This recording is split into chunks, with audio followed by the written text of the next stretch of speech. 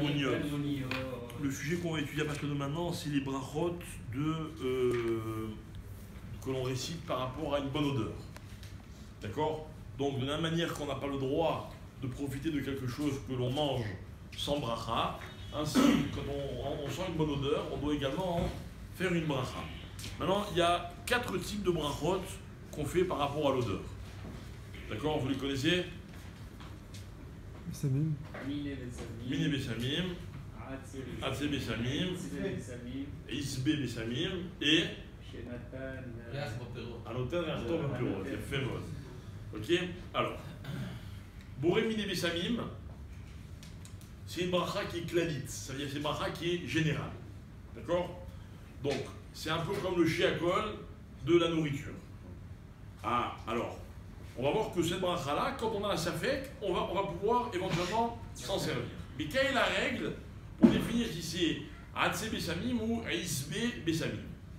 Alors la règle, c'est la suite. Alors, la Gemara, comme ça elle dit, quand c'est Etz, alors on fait Atse Bessamim, et quand c'est SF, comme son nom l'indique, on fait Isbe. C'est quoi Etz? C'est un arbre, et c'est quoi Isbe? C'est une plante, c'est comme une herbe, d'accord? Comme une herbe. Alors les massés, il y a beaucoup de marloquettes, comment on fait, qu'est-ce qui s'appelle une herbe, qu'est-ce qui s'appelle une plante, etc. En général, on suit ce que dit le Ben Ish Chai, à savoir que il y a 2 simanim. Le premier, c'est que quand c'est Atse Bessamim, Etz, d'accord, un arbre, on a une branche qui pousse, et les feuilles, elles poussent de cette branche-là.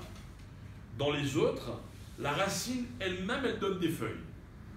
Prenez un exemple, la menthe. La menthe, c'est une racine. D'accord? Et cette racine-là, elle donne des feuilles. Vous prenez de la lavande, elle a une tige, et sur la tige, il y a des espèces de feuilles ou de fleurs qui sont odorifiantes. Deuxième siman, c'est quoi?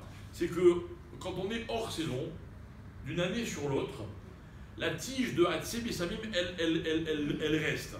Elle ne disparaît pas. Il n'y a que les feuilles qui disparaissent en hiver et qui reviennent quand c'est la saison. Il y a Isbe Bessamim, tout s'en va, parce qu'il n'y a qu'une racine. Donc, ces tiges-là, il n'y a pas de tige, il n'y a que des feuilles. Donc, récapitulons. Quand c'est un arbre, ça veut dire qu'il y a une tige et des fleurs qui poussent de la tige, alors on fait Atse Bessamim. Quand c'est des fleurs, des feuilles qui poussent directement de la racine, on fait Isbe Bessamim. D'accord? Maintenant, si quelqu'un a un safek, alors dans ces cas-là, il peut faire Mine Bessamim. Mais a priori, il ne faut pas le faire les khatrila. Mais si Bedi Avad, si après coup on a fait Mine Bessamim, et qu'après on sait que c'est Atse ou Isbe, on ne doit pas refaire la bracha, on est Yotse. D'accord?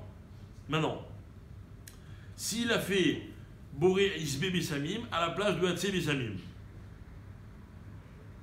D'accord? Alors pour qu'il soit Yotse, normalement il n'est pas Yotse. Il n'est pas qui? Pour qu'il soit Yotse, il faut que ce soit quelque chose de souple. C'est-à-dire que si il fait Isbe Bessamim sur une feuille, alors ça peut être bon. Mais s'il fait par exemple sur un bois qui sent bon, alors là, évidemment, il n'est pas Yotse. Bref, on ne va pas trop rentrer pour l'instant dans ces cas-là. Maintenant, dans quel cas on fait Anoten Reachtom Bapirot? Ouais, mais pourquoi sur un citron? Un citron, ça vient d'un arbre. Pourquoi on ne fait pas mourir Atse Bessamim? Alors, Kol Davar Shoa ou il a Achila, quand on fait la bracha sur l'odeur d'un fruit qui est comestible, alors on dit Anoten Reachtom Bapirot. Voilà pourquoi, si un jour pour des Bessamim, je prends un citron ou n'importe quoi, je fais Anoten Reachtom Bapirot. Ok? Maintenant, une question et on finit pour ce matin. On m'apporte des Bessamim. D'accord? Je ne suis pas sûr qu'ils sentent bon ou bien qu'ils ont une odeur. J'essaye avant. Une fois que j'ai essayé, je peux faire la bracha? Et pourquoi? C'est comme le vin. Si j'en ai il est pas bon. Si j'en ai d'autres. J'en ai pas d'autres. Et ça peut sentir bon pour vous et pas bon pour moi. Donc j'essaye. vous allez comparer ça à la nourriture. Quand on goûte quelque chose, on a expliqué quelqu'un qui goûte un plat pour voir s'il y a du sel ou pas trop de sel ou pas assez de sel ou quoi. Pas de bracha. D'accord? Donc c'est pas un digne de consommation. On a quelqu'un qui veut juste savoir s'il y a une bonne odeur. Il sent, et s'il y a une bonne odeur, après il fait la bracha et il ressent. D'accord? Et il faut faire attention, Mechila, quand on fait la bracha, de ne pas s'interrompre entre la bracha et le moment où on sent, évidemment.